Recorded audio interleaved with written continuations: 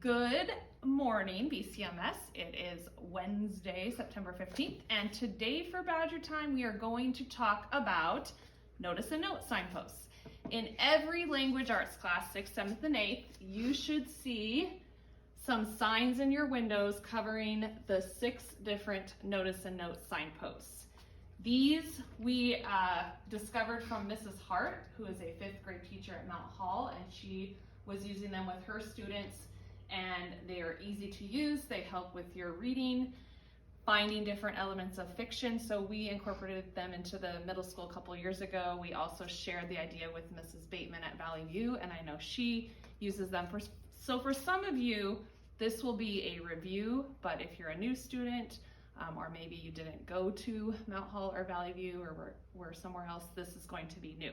But once you get the hang of it, I think it will be really helpful for your reading. We know that we have challenged you this year at the middle school for independent reading. So one of the standards for all the English classes is that you read quite a bit independently.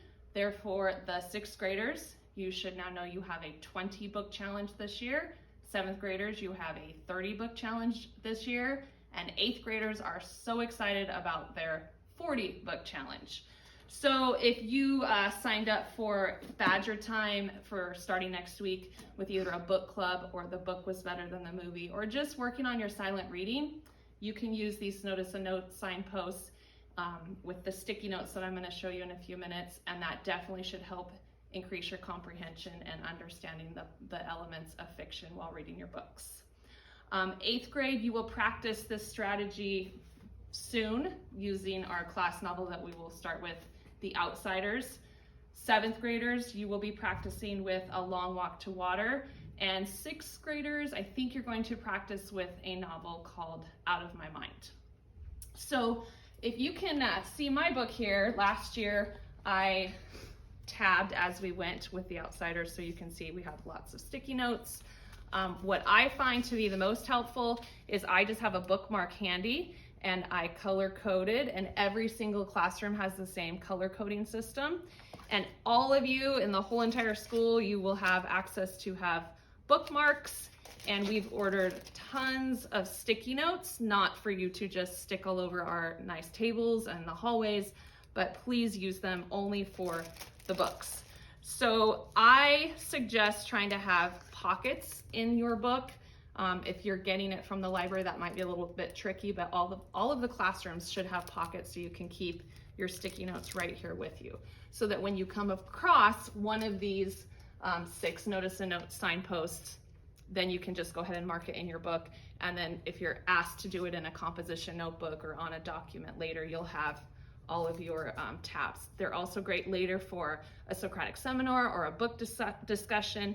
If somebody says, hey, did you have any aha moments? And we know that aha moments are green, then you can go ahead and open up to your green tabs and skim through and try to remember where your different moments occurred in the book.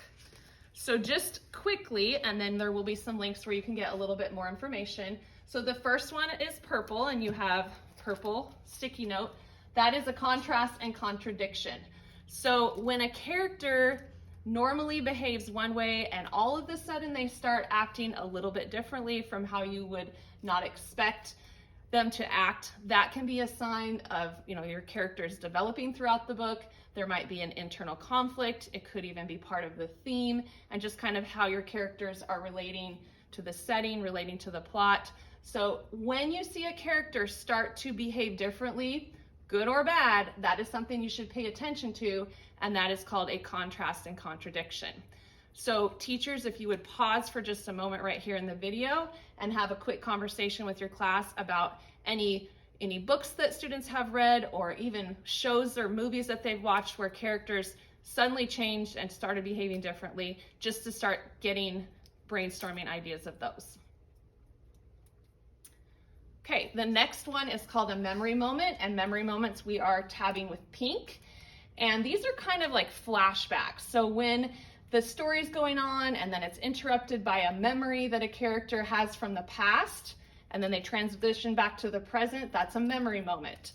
Again, this can help with character development, obviously some plot information, theme, and then again, relationship between characters and plot. And sometimes if you reread a book, you'll catch on to those a little bit more often. That's why rereading books isn't terrible.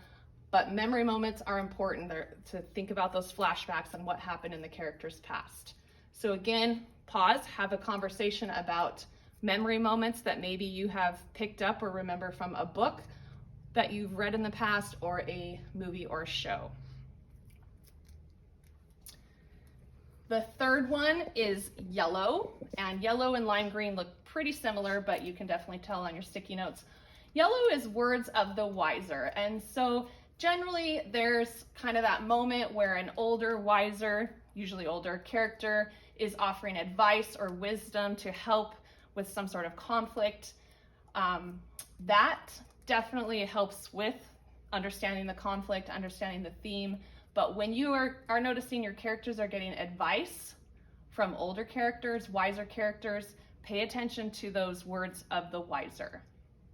Go ahead and have a conversation if you can think about any times in a book or a movie that you had a character get advice from an older, wiser character.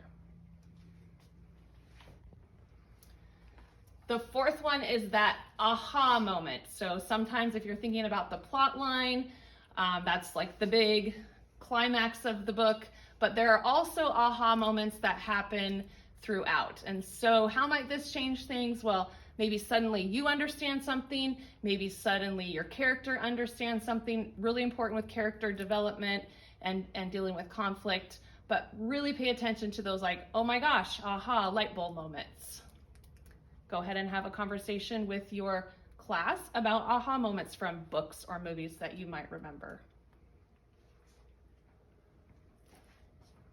Blue we mark as tough questions. So when your character is faced with, should I make this decision? Should I make that decision? What could I possibly do now?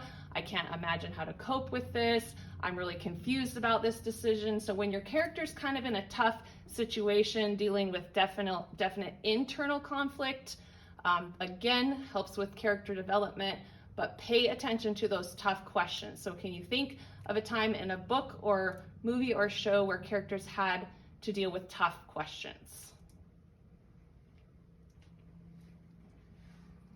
And last but not least is orange, and that would be again and again.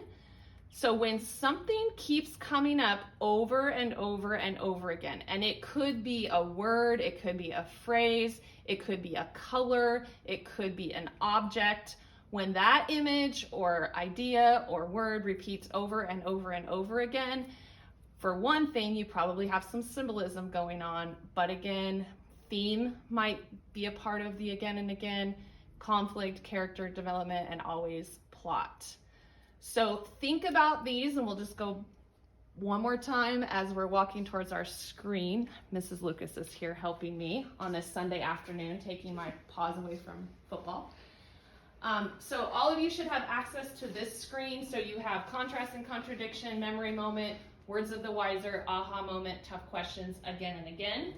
And if your teachers want more practice, or if you need it explained another way, all of these are linked to YouTube, and it will just explain it maybe in a little bit different way. So you have one for all 6. And then when you're done, if you have time, there's a link at the bottom. You can practice the notice and notes with a little quiz. If you all just do it together, there's little situations, and then the 6 notice and notes. And as a group, decide which one you think that relates to, and we'll see how you do. I will get all of your surveys, little practice quiz, when we're done.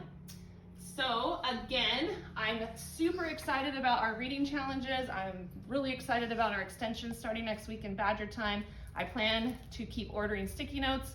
I'm sure I will see them all over the place in your books and tabbed. So enjoy it, have fun with it, and read.